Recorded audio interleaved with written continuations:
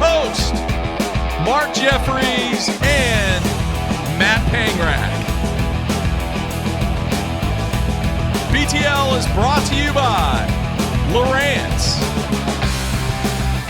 Lose, Strike King Lures,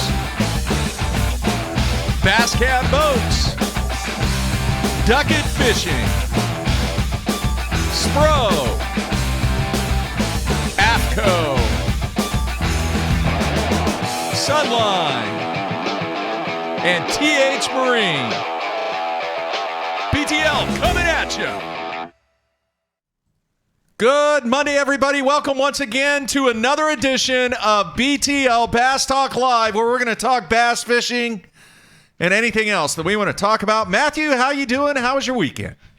I'm somewhat depressed, Mark.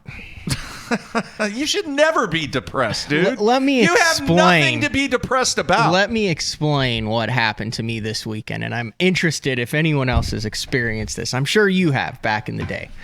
So it's, quote, winter. We've had a very mild winter, have we not? Snow's coming on Wednesday, though. I know, they say that. Yeah. You can talk about 20 minutes about the weather later, but I'll get my weather talk in to appease you. All right. Most beautiful weekend of the winter / like early 80s spring. on It's Sunday. like missy short sleeves and stuff. It's when you like look down, you're like, I am really pale right now.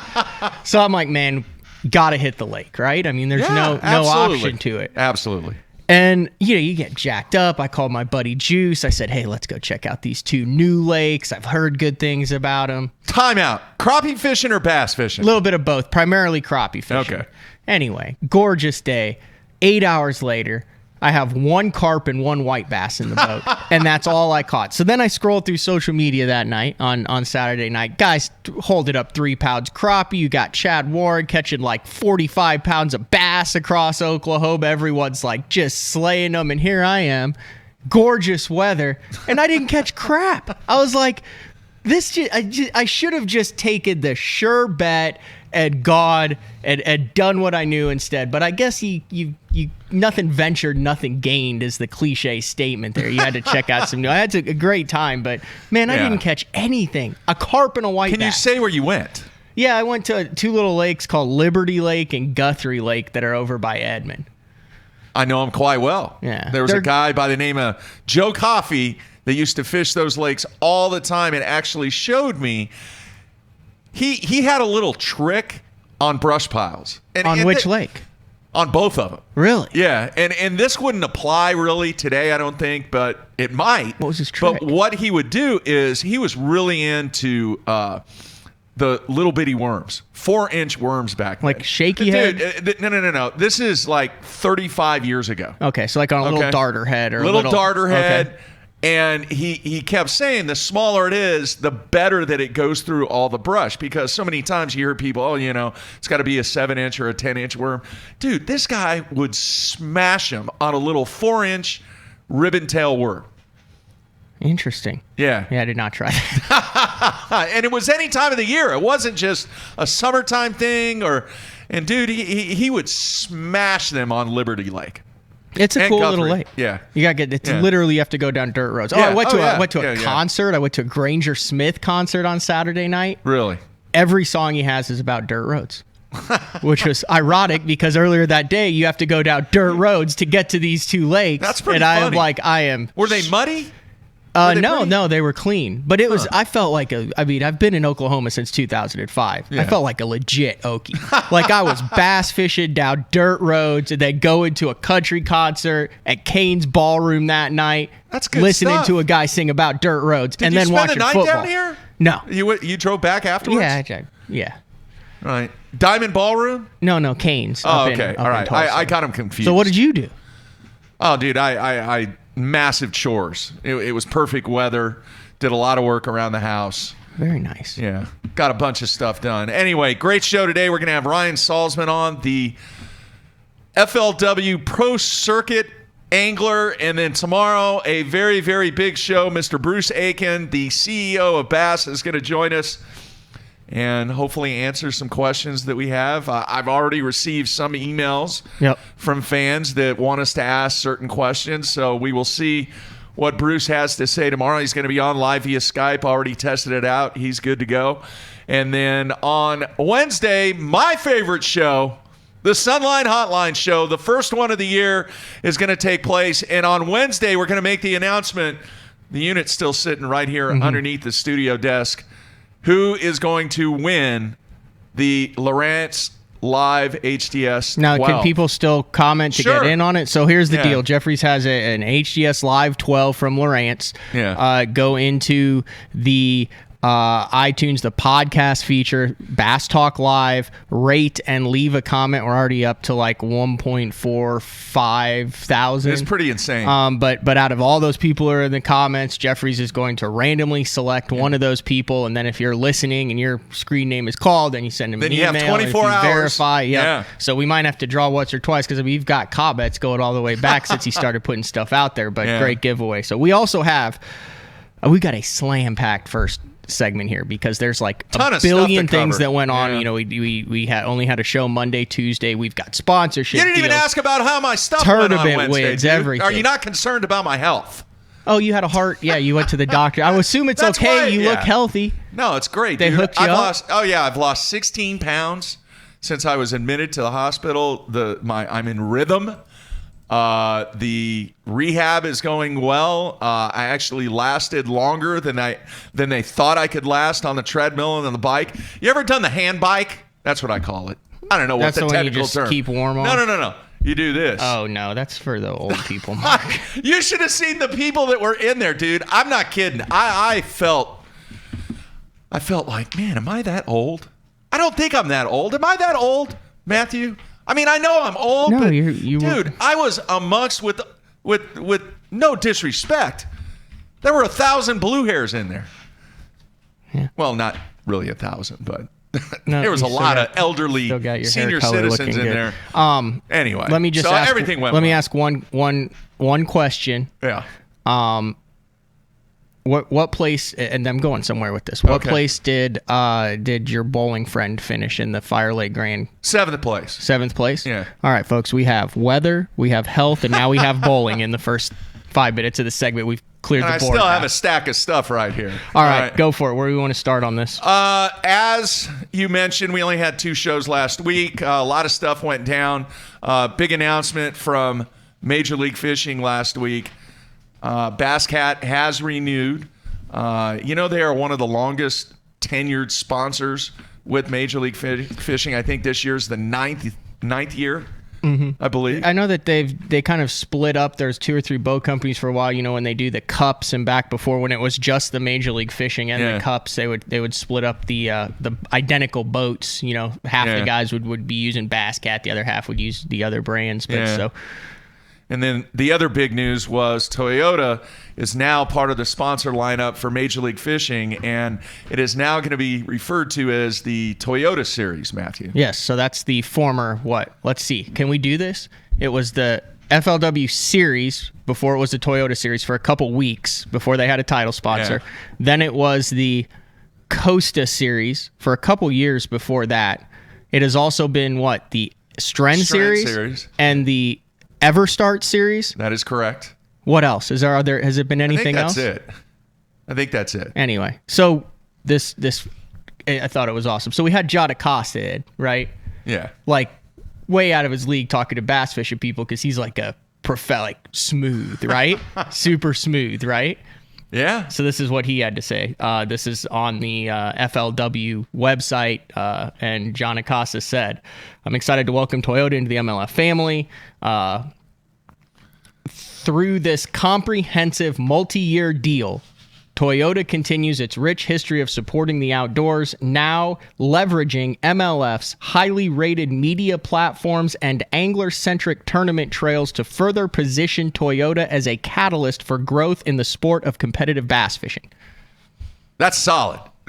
Smooth, right? Very smooth. Yeah. So very smooth. That's what they had to say about that deal. So, I think there was a lot of people that saw this coming, obviously, with the number of Toyota anglers that were on the Major League Fishing roster. It just made sense. And I had no idea before this what the capacity was going to be, but now obviously we know multi-year. And the people in Tulsa, and I'm not referring to Major League Fishing, but the company Dynamic Sponsorship is going to be heavily involved with both organizations now. So we'll see how that kind of works out. Alan McGuckin and all of the crew at Dynamic, they've been heavily involved with this game for a long, long time, and now they are dipping their toes in both pools. So we'll see how that works out. I think it's good for the game. I'm still waiting, Matthew, though. Still waiting. I remember sitting right here looking at John across the way. I'm still waiting for that big name. And I think everybody else is, too. Oh, Toyota's a big name. Dude. But they're don't go there. Name. No. They're already involved in the game. No, I agree. And have been involved in the game. It makes sense for them to be involved as many aspects as they can as far as brand recognition. But okay.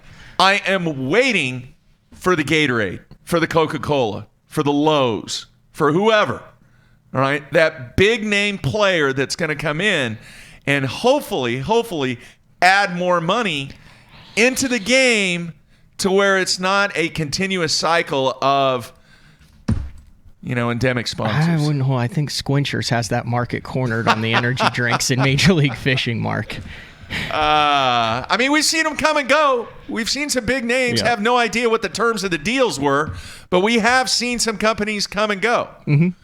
And a lot of that is ad agencies saying, hey, we're gonna throw some money out there. All right, 2 years is enough. Boom, I'm done. Let's move on. We'll talk about this. So I got sucked into the Lynn Dollar YouTube channel wormhole. Oh, yeah. Over this weekend late at night, and I found myself watching, because we had talked about it on the show, and I was trying to figure out the 05-06 Classic. Remember, we couldn't remember, and Bradley was like, I think that was the Takahiro, and it didn't sound right to me. The 05 Classic was a Pittsburgh Classic, and then they had the Van Dam Classic, and then they had the 06 Classic in the spring. So we had skipped the most popular Classic of all. So 04 was Taco, 05 was Pittsburgh. So I was watching this Pittsburgh Classic. Okay. The 42-minute recap that was on Bassmaster where they had take 14 pounds to win? At 15 something. But it was crazy because, dude, look back at it. It was Van Dam in the hunt, Reese, Gerald Swindle, Aaron Martins, Jeff Reynolds was in there too, but just like Matt and Kevin Van Dam, massive names. But they do the voice, the Bassmaster Classic is brought to you by, and when it goes to commercial, they do brought to you by blah, blah, blah, and Cialis. Oh, really? Yeah. I remember that. Yeah. Yeah, I do remember that. It was just funny how the announcer said it. He paused. He goes, and Cialis.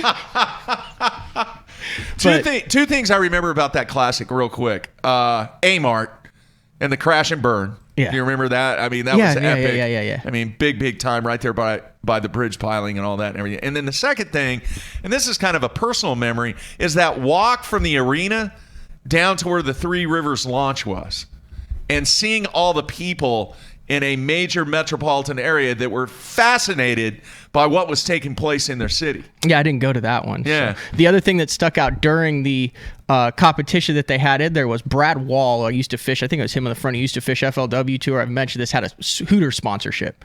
Like every time he was on the FLW stage, he had Hooters girls from the local Hooters that would come and cheer for him while he was on stage. He had a Hooters wrap boat. And I totally forgot about this, but while Aaron was fishing those bridge pilots, he kept talking about the Hooters girls. And there's Brad Wall in the boat with 4 Hooters girls in the boat cheering him on. They got so much free publicity out of that, and it was on ESPN2. And then Jerry McGinnis was talking about, he's like, hey, we had 14 live hours of coverage on ESPN2, and this was the recap show. So that was back when they were really pumping it. The live 14 hours of live coverage on ESPN2 for that 2005 Classic. That was big time. So you talk about grow it and expand it and stuff. Those were big names involved on the biggest channel at the time with 14 hours of live coverage, getting pharmaceutical companies with the biggest names in the sport. And I think that those years kind of right there. About that. I know, but it's crazy. Heyday. Those guys that were the superstars then are still the big names here. They've had the market for 15, 20 years. Yeah. No, you're right. Anyway, you're we right. got more. I didn't mean to get off on that. I know. Real quick, there is a possibility that the man in the fur coat quite possibly might be returning to the Bassmaster Classic. Oh, this warmed my heart. Mark, there aren't too many guys that I would consider, but I do not know Matthew Robertson out of Kentucky.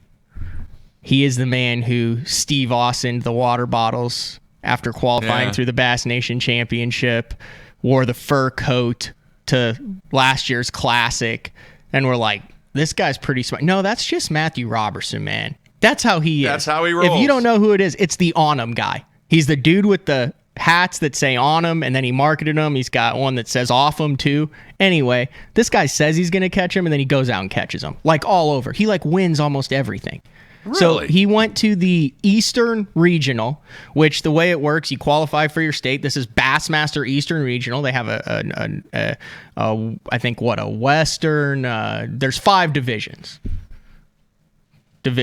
Okay. And there's like, or maybe 3, or maybe there's 3 now. I don't know. Anyway, you go to your divisional, you finish top in your divisional. That's how you get to the nation championship. This is what Polinick won. All right. So you have to go through these stages. So this was the regional. So you had the top 10 guys from each state in the Eastern Regional. It was on Okeechobee in Florida. Robertson blew it away. Won the dang thing, going back to the Bass Nation Championship. Fishing the Opens this year, going back to the Bass Nation Championship, along with, these are some names if you're a diehard fan, you'll remember. Dave Cavell from Louisiana. Dude's like a Louisiana Bass Nation legend. Mark Pierce, who's already fished the Classic in 2013 on Grand, and Jeff Luger, who's been in 2 Classics too. So Virginia, Tennessee. I think Mark Pierce is also from Kentucky, but he qualified through Tennessee. But I mean, those guys are all headed to the Bass Nation Championship in October, November on Pickwick. Like my regional's coming up in May. So whoever qualifies from that's going to have to fish against Matt Robertson, Dave Cavell, Mark Pierce, Jeff Luger. I'm sure I'm leaving a couple other guys out, but some legends in the nation got the job done. And Very then along nice. those lines, another familiar name, they had the Toyota Series on Toledo Bend. Yeah. Dude, you don't want to say it, but there are some Jordan Lee-like tendencies in Mr. Cody Huff. Bethel, one of the, one of the premier collegiate teams in the country, pumping out. You know, they had John Garrett who went to the Classic before, but Cody Huff wins the Classic bracket last year to get to the Guntersville Classic this year. Then, this past weekend, goes out and drills them on a spoon on Toledo Bend, wins by like 6 pounds, wins the Toyota Series, and now has the Classic coming up next month on Guntersville. Very nice. So big league for him, and he's fishing the Opens too. So very nice. When's your first event there, Matthew? Dude, February 22nd, but the first Open is the middle of April on Louisville. What's on the 22nd? The Nation? No, 10 Killer, the ABA. And then early March is the Bass Nation on Texoma. By the way, for our West Coast folks, the Arizona Open, it's full. Yeah. Totally booked. Yep. Bunch of guys going out and fishing that thing. Yeah. Yeah. I had an interesting conversation with Travis Moran. We've had him on the show, the co-host of FLW Live and stuff. And we talked a lot about those UFO habitats that they have out there on Havasu. Have you ever seen those in person? I never have. No. He said they're like the size of an apartment. And they just have all sorts of weird angles and brush stuff and metal and plastic. He said they look like a UFO, and he said you can just get over and look down on them. That's what a lot of guys catch them off. Really? Of. Yeah. All right. Did you watch the Super Bowl? I did. Thoughts? Patrick Choke Mahomes job? was pretty good in the fourth quarter. Choke job by No. San Francisco? No. You give up 21 in the fourth quarter and it's not a choke job? I don't know. I'm not an analyst, but Mahomes kind of turned it on there. I mean, there are a couple of those. Dude, you're up 21-10 in the fourth. 20-10, but Well, yeah. But they scored 21 in the fourth. yeah. I was Choke watching job. it with a friend who had multiple prop bets on the line. Really? Like he was betting on whether there would be a Kobe Bryant mention, the coin flip, all sorts of that stuff. He was looking pretty good when it was 20-10. Did not end up well. Yeah. Did you like the commercials? I thought the Google commercial that was really good, where it was that elderly guy who was like keeping track of his wife through the years, through the notes. I thought that one was good. My favorite one was the Bill Murray Groundhog Day, because it was Groundhog Day with the Jeep. Yeah. He's looking old, man. Well, he is. He's been around for forever. He's awesome. Always going to be a Bill Murray fan. And then the new James Bond movie. Are you a James Bond fan? No, I've never seen a James Bond You're movie. kidding me. Never seen a James Bond movie. Dude. I mean, I know what he's all about and stuff. 007 and like the high-tech spy stuff. Wow. Yeah. I'm a big James Bond fan. We are all just the way a back, couple. Sean Connery days, man. That's way back. Who's it, the Daniel dude now? They changed the James Bonds. Yeah. We got one Roger more day, Moore and we're like was in one of Elite Series action too, by the way. Yeah. They started yesterday, I believe. Practice. Did they? Yeah. Yeah, And then did. they're practicing out there today on the St. Johns River. Okay. I think it's going to be good. I will have the BTL fantasy fishing page up and running within an hour after the show. Just go into the Bassmaster Fantasy Fishing and join it. And we'll give away some stuff at the end of the year. Some AFCO stuff, some Big Bite stuff, some Sunline stuff. All right. Let's do it. Sounds good. All right, we're going to take a break. Come back with Ryan Salzman. Everybody stay tuned. We'll be right back.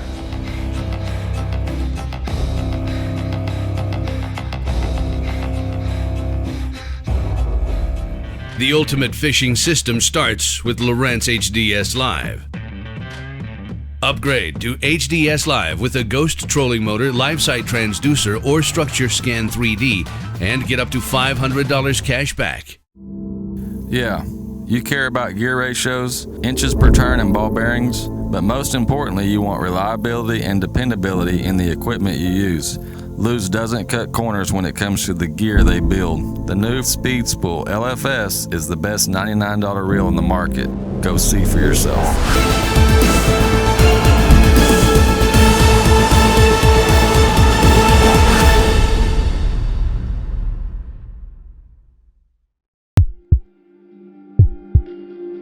We've paired one of the most iconic hulls in the history of bass boats with a proven lineup of trusted accessories. We're bringing you best-in-class value and performance, leaving others in your wake.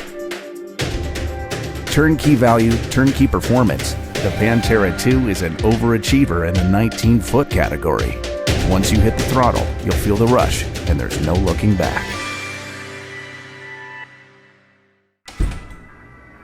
Kevin, what are you doing here? Oh, I'm just filling in for Billy. I need 660 shad crankbaits in the Series 5 model. We're out. You're not out. You got all kinds of them right there. We're out. Kevin, I need 6. Have a lollipop. I do not want a lollipop. Have a lollipop.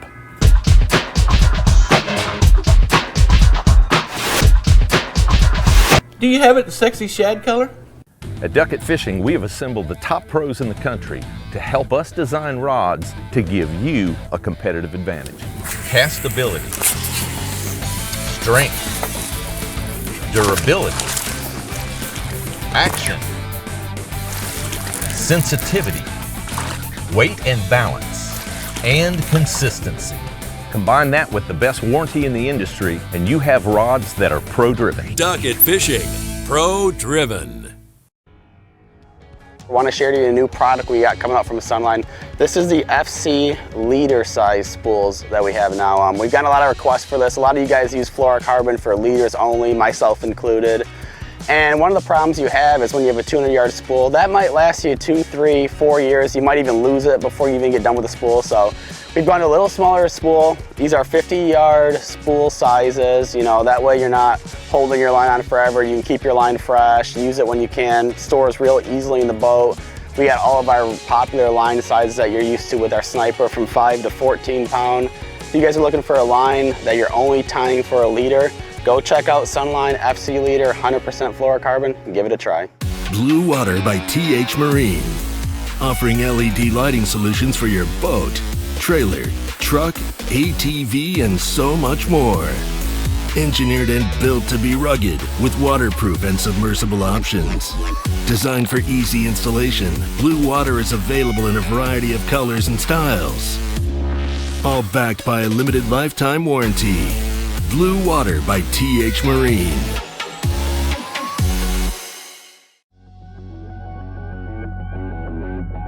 The name SPRO says it all. SPRO stands for Sports Professionals. When you look at the pro staff that SPRO has brought on board over the past 15 years, it's been pretty incredible. I mean, one got it just then. From the development of the rock crawler to the McStick, from the Fat Papa to the Little John series, when you tie a SPRO bait on, you know it's been designed by a professional to get the job done. Meet AFTCO's iCast award-winning Hydronaut waterproof system. Hydronaut features a 20K 100% waterproof shell, double dry cuffs to keep water out, speed vent hood engineered to prevent neck strain at high rates of speed, AFTCO exclusive Cyclops tactical camera mount, Comfort Flex shoulder straps for all-day comfort, outerwear that you can count on. The Hydronaut waterproof system by AFTCO. Any fish, any water. All of us on the Pro Tournament Trail use Kamikaze hooks. Why? Because they are absolutely the best. It's not about how many bites you get. It's how many you put in the boat. Kamikaze makes hooks for every fishing style. We didn't come this far to lose fish. Did you? For more information, visit Gamakatsu.com.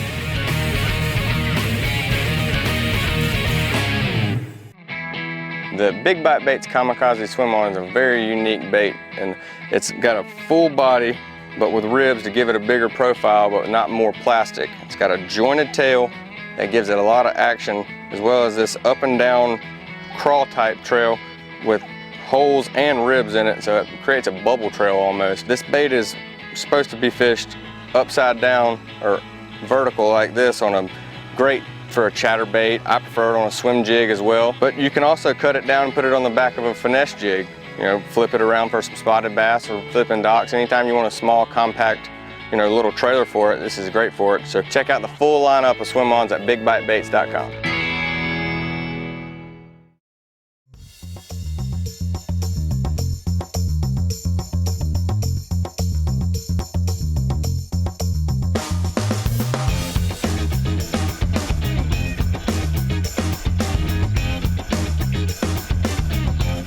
All right, we are back, kicking off the week here on a Monday. And we are ready to go to our special guest. And a guy that does it all, Matthew. Yeah, that's what I thought. Yeah. It'd be great. I've known him for over 8 years now. Wow. And it was just kind of getting into fishing, doing some BFL local stuff when I first met him. He was one of those dudes that I often talk about on the World Series of Bass, the ill-fated World Series of Bass, if you watch anything. But he was one of the 8 guys that was selected, and then it seems weird with this group of guys has always kind of kept in contact, but a lot of us have gone on to be in the industry, and then we're kind of talking about a new year and how everyone fits in and everything, and I was talking to Ryan, and Ryan, I was like, dude, this guy literally has his hand in every aspect of professional fishing and the business side and the guiding side, and we'll let him talk a little bit more about it. But all right, let's bring him in. Ryan, you there, man? Yeah, man. How's it going, Mark? All right. Going well here on a Monday. I know you're a very, very busy person, but we appreciate you taking time out. Dude, you just got your hands in everything. Yeah, I never intentionally kind of started that way. I've wanted to fish for as long as I can remember, and the light bulb kind of went off for me in college when I was doing the college fishing thing, and I got my first bass boat and was asked to be a guide on a corporate trip. And as a college kid, I didn't have very much money, and I made $400 that morning. And I said, I can get paid to fish, and I have to worry about competing, you know. And the whole question for me the whole time, you know, was what do I do to get into professional fishing, or how do I make money and become good enough to make that transition? And that was kind of like my light bulb for the guiding. But it was also a balance for me because I was also in the military. I was in the Alabama Army National Guard. I got in 2008, got a scholarship in the ROTC program there, and commissioned in 2011. So soon after graduating college, I had a lot of momentum. And I was actually working with the inventor of the Alabama rig, Andy Poss. I was a wire bender at his house. And it's kind of funny. That's kind of how it all led into the swim baits for me, is I got taught how to throw swim baits by the man himself. And I only had two fishing trips with this guy, and that's all it took. He left a lasting impression. And so that's kind of how I got my start into guiding and swim baits. Had a 1-year deployment in 2013, and I came back as Alabama Bass Guide. And the biggest thing I did while I was in deployment was research SEO. For everyone listening, if you haven't heard of that, it's search engine optimization, which I wanted to be able to get found as a guide when I came home. And I was booked full time coming home from deployment, which was a huge blessing. And first BFL I hopped into after deployment, I got 3rd place using the Alabama rig, and I had 2 twin 715s. And I only had 4 fish. Wow.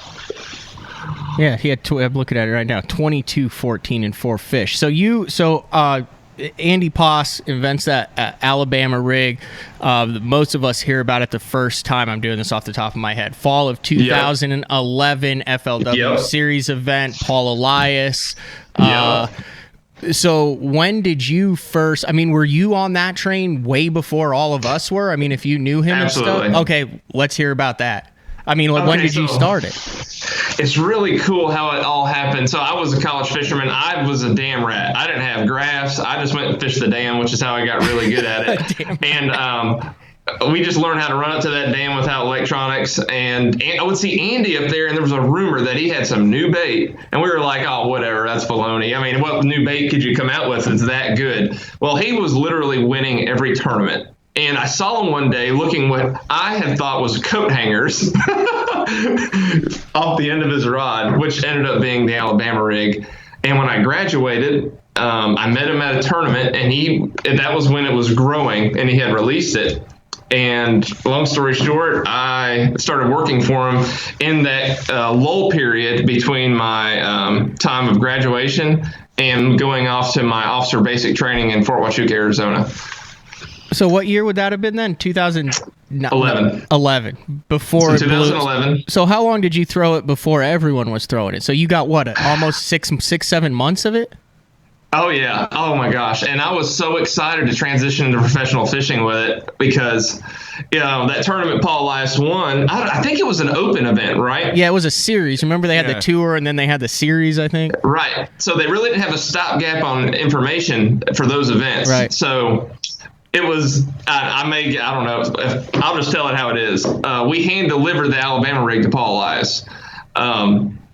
So it was pretty cool. And he got 2 of them from Andy Poss himself, and I think they go way back in the day. And he was throwing Shadowlicious on it at that point, all 5.5s. I mean, it was a big profile Alabama rig. Yeah, not a lot of people know that. He advertised it as man's, and I think we're so far removed from it, it'll be all right if we let the cat out of the bag. He was throwing a lot of Shadowlicious. Wow. This is pre-true bass and pre-bass tricks, I think. It was great, man. I'll never forget fishing with Andy. He's a great guy. What a great story. Yeah. Yeah, that's a lot of info that people don't know. So then you end up, so you are a owner, and I don't know exactly how this works, but when did you start your own company? Because you got True Bass, you got all the True Bass apparel and the wrap, and you always throw in the swim baits and all that stuff. Yeah. So then did that just kind of merge out of kind of your relationship with other guys who had been in the industry?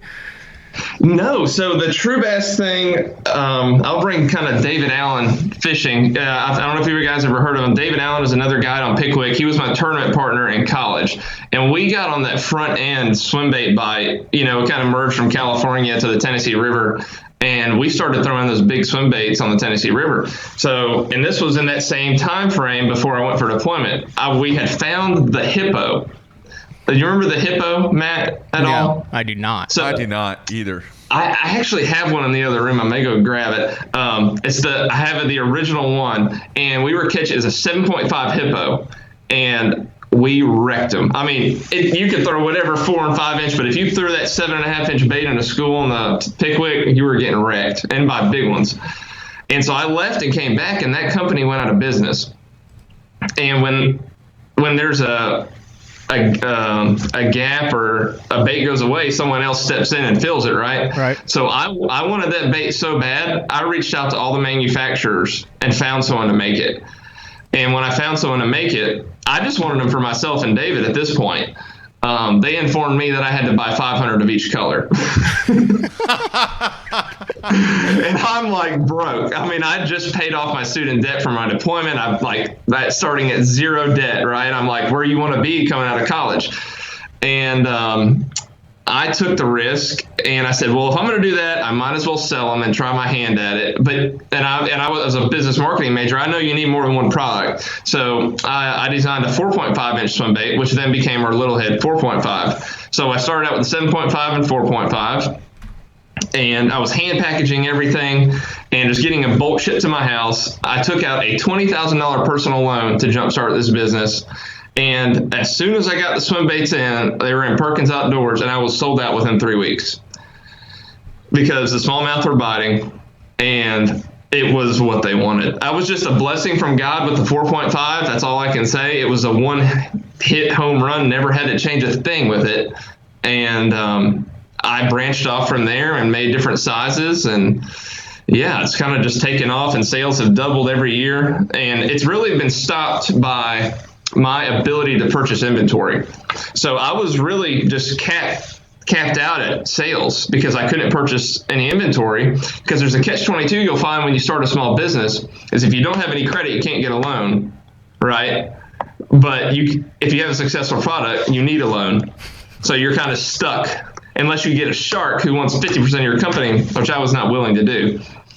So long story short, 5 years in the future, I qualify for the FLW Cup at the Coastal Championship. I'm getting burnt out by pro fishing and running True Bass full time. I'm literally lighting candle at both ends. And I'm looking to just sell it all outright and just kind of take what I can, put all my money into pro fishing, because that was the end goal for me. But what I had gotten was an even better deal. It was an opportunity to get what I needed for that year, which is I had my entries covered by my partner now, Clay Cornegie, and I still own a part of the company. So now he loves the operation side, and he loves meeting with tackle stores and going out and selling. But I like doing the marketing and advertising and the product development. So that's kind of where we are now with it. Nice. Now, very cool. What, do you have 5 SKUs on Tackle Warehouse now? I think more than that. Oh, just individual baits? Yeah, with all the different sizes, and then you have a jig head and stuff, so. Right, and we just launched an underspin, which I've had for a few years, and I've held back mainly because I couldn't buy enough. Like I couldn't even have money to buy, the jig heads to keep them in stock. But they work really well. It's helped me with a few BFL wins, that underspin on a True Bass 5.5. Very nice. That's crazy. So we've covered a little bit of the business side of it too, but I mean, you're an Alabama Bass Guide, and you still just do like regular guide trips with clients throughout the year as well? Absolutely. And that, honestly, that is one of my most fun, favorite things to do, is just to be a guide and take people out and coach and teach them how to fish. And it's fun to see, someone who's been struggling on their home lake, and they go out with you and a light bulb goes off and they want to learn how to throw swim baits, and you just show them the basic fundamentals with it. And I think the big key on any lake is covering enough water. And that's something a lot of like hometown guides don't do a lot of. But yeah, so when I'm not touring, I'm home guiding full time. Mostly serious guys, or? Well, yeah, that's my question. Is I want to know: do you take out the beginner? Do you take out the guy or girl that's just getting into this game? And what's that like? So I honestly, and this my clients watching are gonna laugh. I like taking beginners more than seasoned vets, mainly because, and you'll hear every coach say this, and Mark, you're in bowling, they don't have bad habits. So I can mold them from the beginning. And if you go with me on a swim bait trip and you've never caught a swim bait fish, or you've hardly fished, you're probably going to wreck them, because you're going to do everything I tell you to.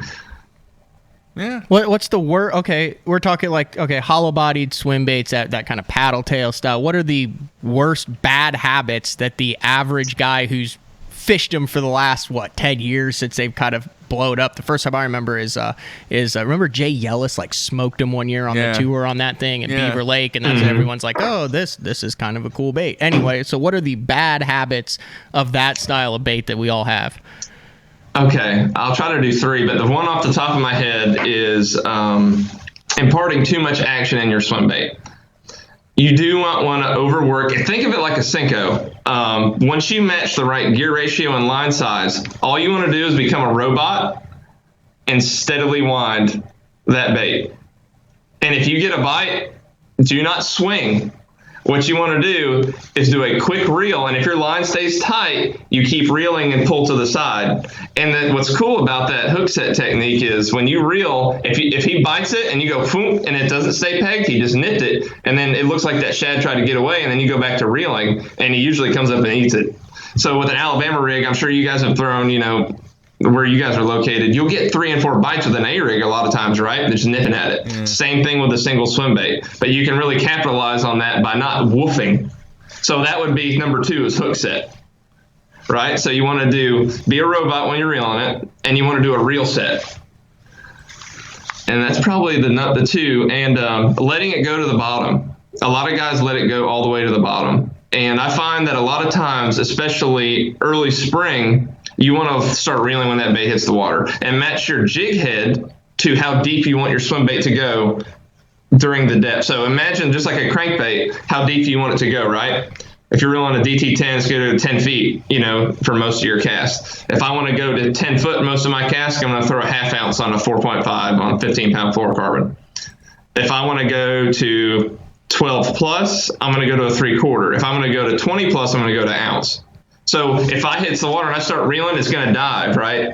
But it'll get there within 10 seconds usually. And then it'll kind of hover there because all the physics, the tension on your rod is just going to kind of hover in that zone. That's cool stuff. If you had to do it all over again, you're going into your 3rd year, I believe, fishing on the Tackle Warehouse Pro Circuit. Would you recommend that there you go, got the Tackle Warehouse shirt on. Would you recommend? Hey man, I got my order in the other day and I said I'll wear my Tackle Warehouse shirt because I'm on the Tackle Warehouse Pro Tour. Yeah, it means he ordered more than $100. That's all that means.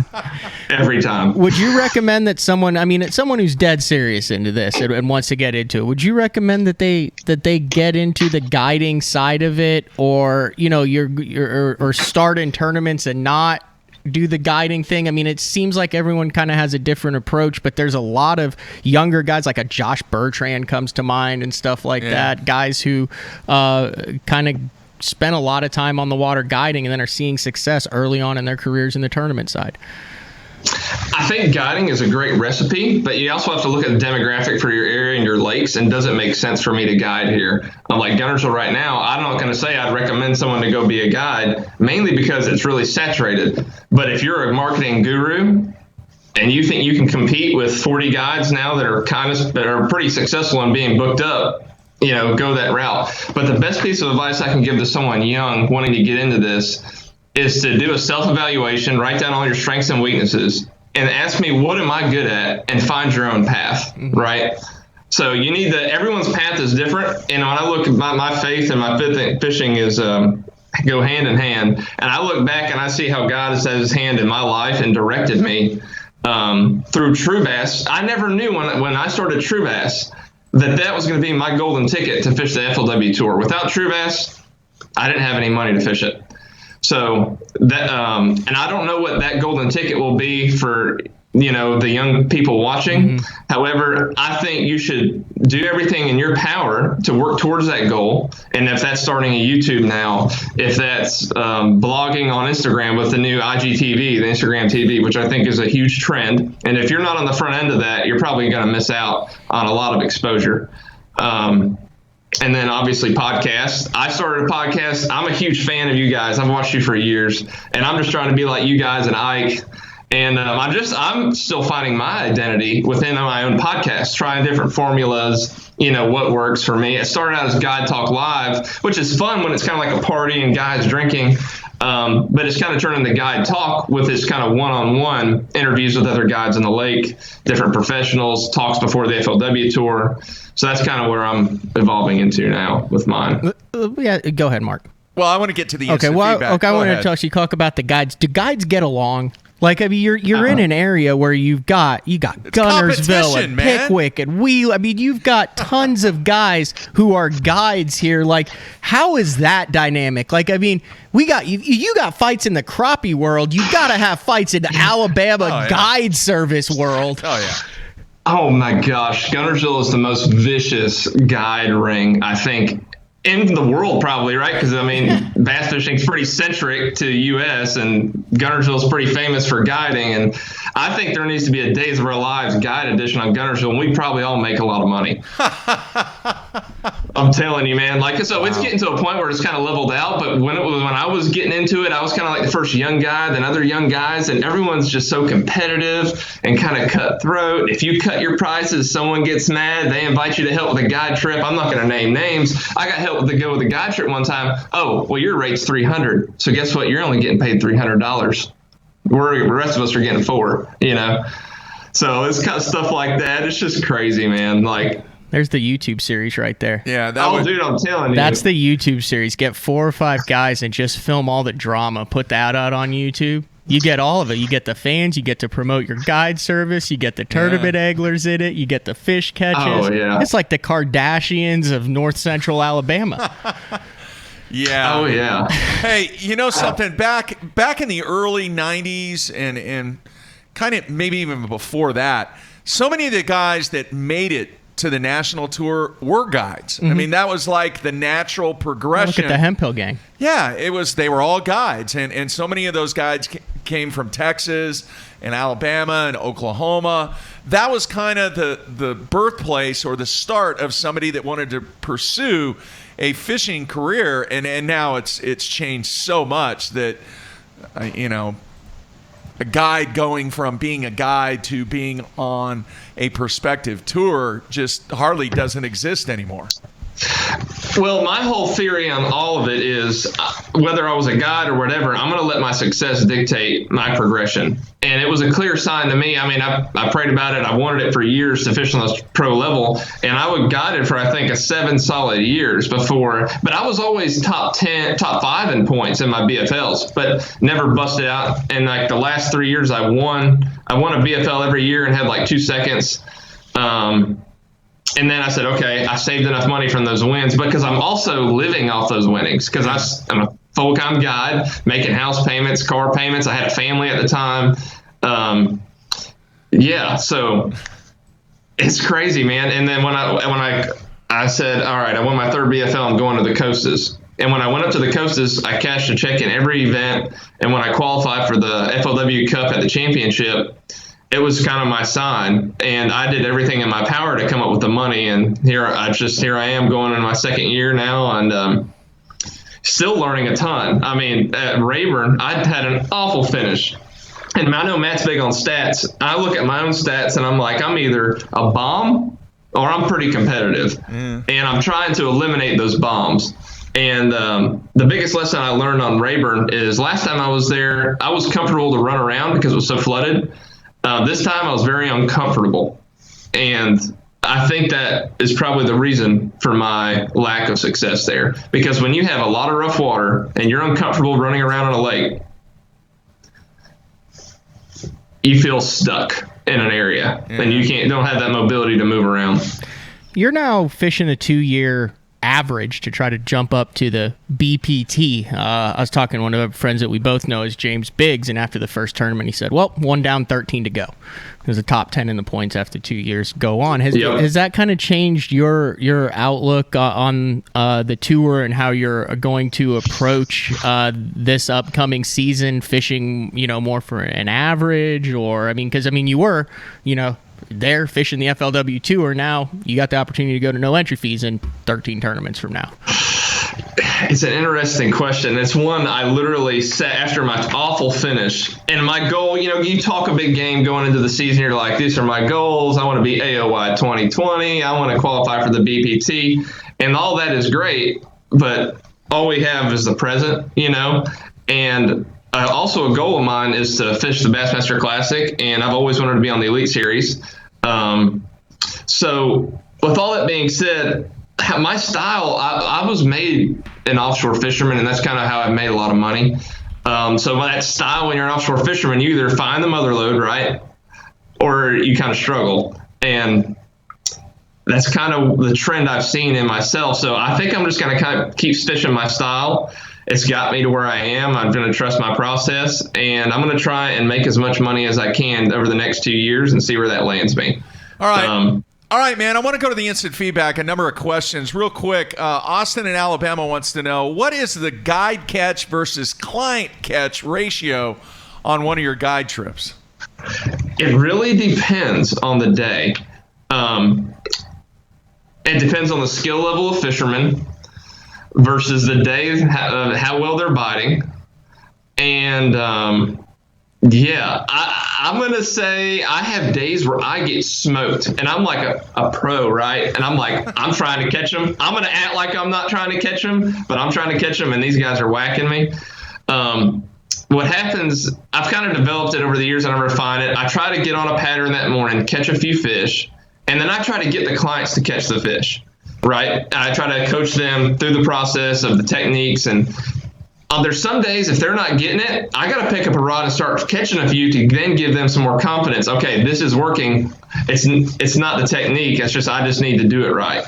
So, I mean, there's been days my clients have only caught a few, and there's been days they whacked me. But in the summertime, we're going to catch a ton of fish. In the springtime, it's going to be a grind. In the fall, it's going to be a lot of fun, whether we catch them or not, because we're going to be frog fishing on Guntersville, and they're going to see the fish that they catch or don't catch. All right, very cool. Dave wants to know, can you talk about the multi-wire spinnerbait lure that you discussed on your YouTube channel? I sure can.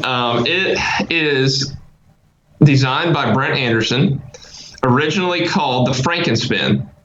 I think that it might still be listed on tacklefreaks.com. It was then rebranded as Elvis because Frankenspin was kind of hard to say, I guess, but I still call it Frankenspin. Brent signed a licensing agreement with True Bass this past winter, and True Bass is now going to be producing the Frankenspin, which is basically an X-wing spinnerbait, 1.25 ounce head with a big arm that comes off. So it looks like a micro Alabama rig spinnerbait.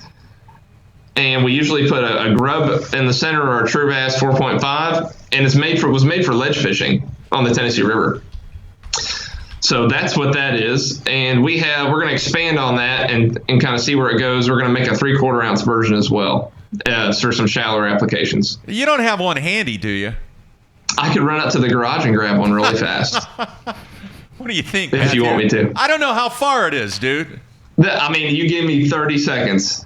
Okay, I want to see what it looks like. Okay, hang on. Because I'm Googling it here because I had and I think I got it in Alabama. I got like a 3/8 ounce spinnerbait, and it looks, I mean, just picture a regular spinnerbait, Mark, but instead of one hook coming down from the skirt, just like a regular spinnerbait hook, there's 3 wires that shoot out, and then you put 3 hooks on, and they're like a tripod with that. Then the baits are behind that thing. But this is different. That was less than, holy cow! That's just a giant wad of blades. I know. I gotta come out of this. I just ran a mile. Here we go. That was like 6 seconds. Wow. Small house. Yeah, let's see what this thing looks like. Okay, so this one has been thrown so much, and I got a stinger hook on it. Don't mind the grub tail. The grub tail is black because I've thrown it so much. But this is it. If you can see, it's got this. I even have an arm broke off. This one has caught so many fish. This one is actually one I used in the Costa series on Kentucky Lake 2 years ago, and I've still been throwing it, using it, catching it. But you kind of see that arm's broke off. Here is another one. This one's got a little Kitech kicker on the back. It's got eelgrass right there. See the X-wing with the little blades, right? And then we got the big blade on top. And that profile right there just looks like a big, amazing ball of shad. And when they eat it, I usually don't put a stinger hook on it. I put it on in the BFL because they were being weird. I usually just throw it like this and have a good size swim bait or something on the back, and they have it to those wires when they eat it, and it just looks like this when they're coming in. Wow. You think it's effective as just the regular 5-arm, 4-blade, multi-wire umbrella rig, or is there a time when It's more effective, and here's why. I'm gonna say more effective when they're relating more to the bottom, because that head is, when you're reeling it, is almost crawling on the bottom. And with that, you're gonna have the baits dragging the bottom versus that profile of a spinner bait with blades crawling on the bottom. You know what I mean? So an Alabama rig, if you're throwing that, it's going to be better suited for a suspended presentation versus throwing it through timber or rocks on a ledge. Picture these coming through rocks on a ledge and just kind of dig and it's rooting around, and it just keeps it so centered, right? It's been a secret for a long time, and I'm sure a lot of guys are like, God dang it, Salzman giving away on Bass Talk Live. I wonder if that's legal in bass. Bassman. It's not. So this is illegal in the FLW Pro Circuit, which is why they were in the garage. Okay. I had to take them out. But on the now Tundra series, Toyota series, you can throw this, and the BFLs you can throw this. Totally legal. It only has one hook on it. Yeah, though, right? but they've got also they've got teaser rules and arms and stuff, and I think that's one of those that you probably had to take to a tournament director, and they had to go, I don't know, I need to stare at this over a couple drinks tonight and give you an answer the next day. But I would also imagine around docks, like I'm thinking around the docks at Grand where we're making small roll casts, with the Flash Mob Junior or something like that would be a lot more effective. Yeah, that thing's awesome. So where can you get it at? They're going to be available in probably right around a month on TrueSwimBaits.com. And that's probably where we're going to have them for a little while. They'll be available also on Tackle Warehouse thereafter. That's the two places we're going to stock first with them. We always try to keep Perkins Outdoors stocked at Florence, Alabama, just because it's kind of where it was born. That's where a lot of sales originally went out of. So we have a lot of locals that throw it there that we want to keep the original clientele base happy. But yeah. It's a great product. It catches smallies at the dams, especially when the current's rolling and it's a little dirty. They love some Frankenspin. But now it's going to be called the BA Spinner after Brent Anderson, but also could be known as a badass spinner. So whatever. I like it. All right.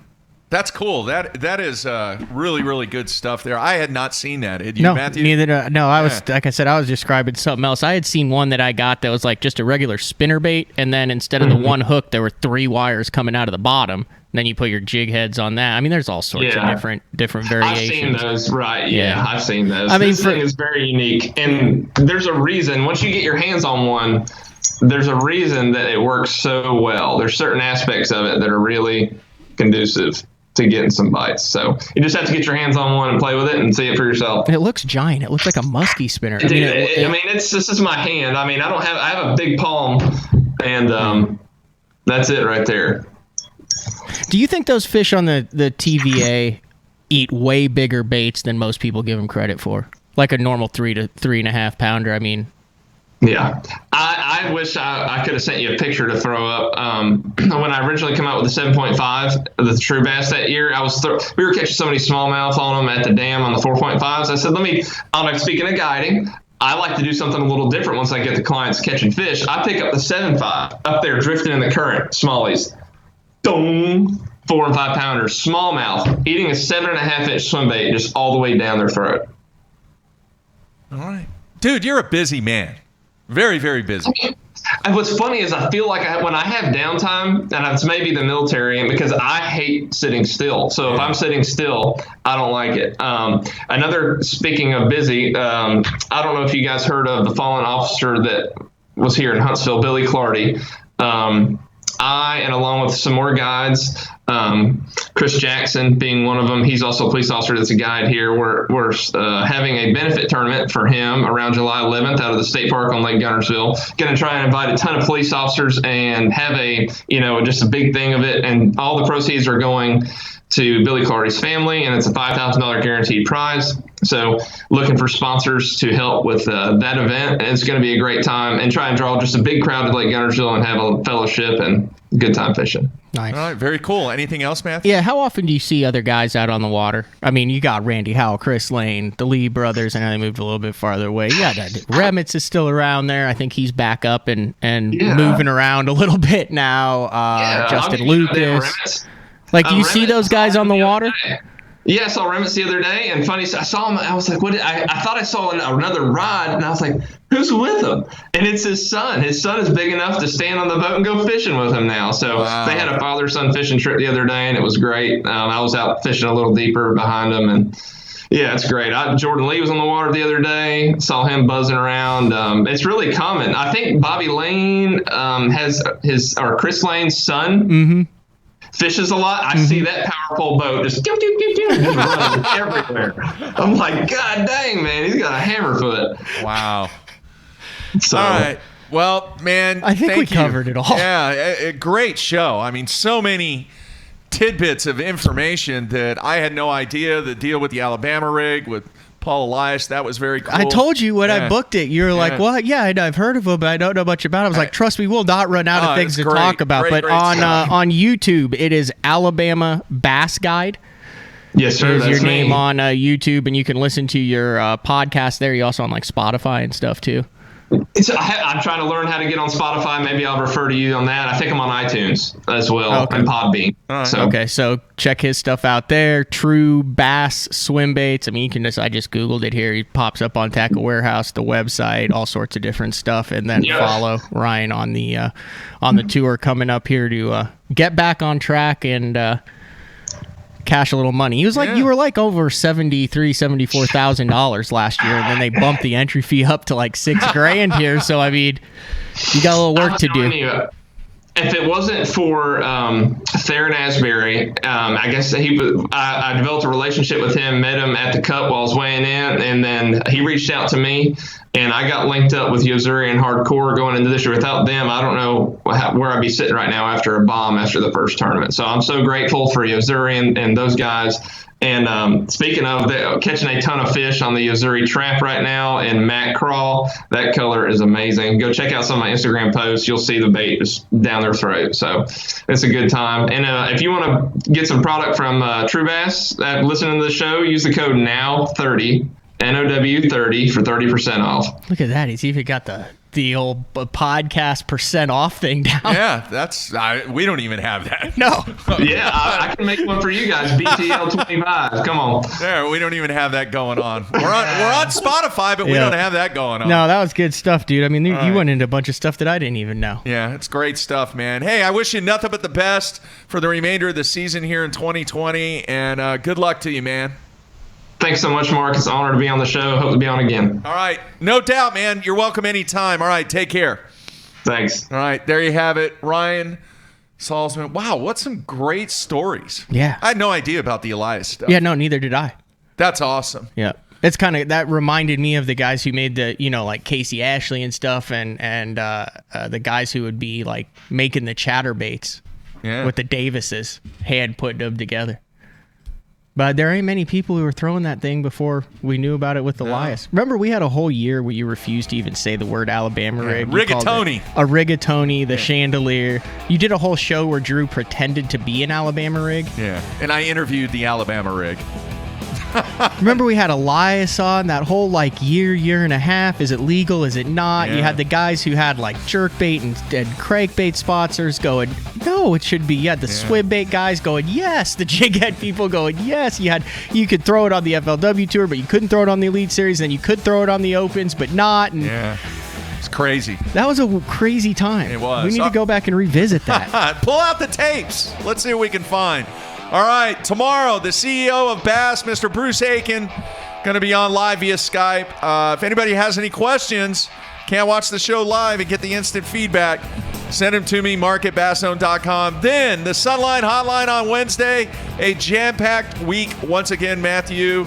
Looking forward to tomorrow, though. It'll be fun. All right, that's it, everybody. We are out of here.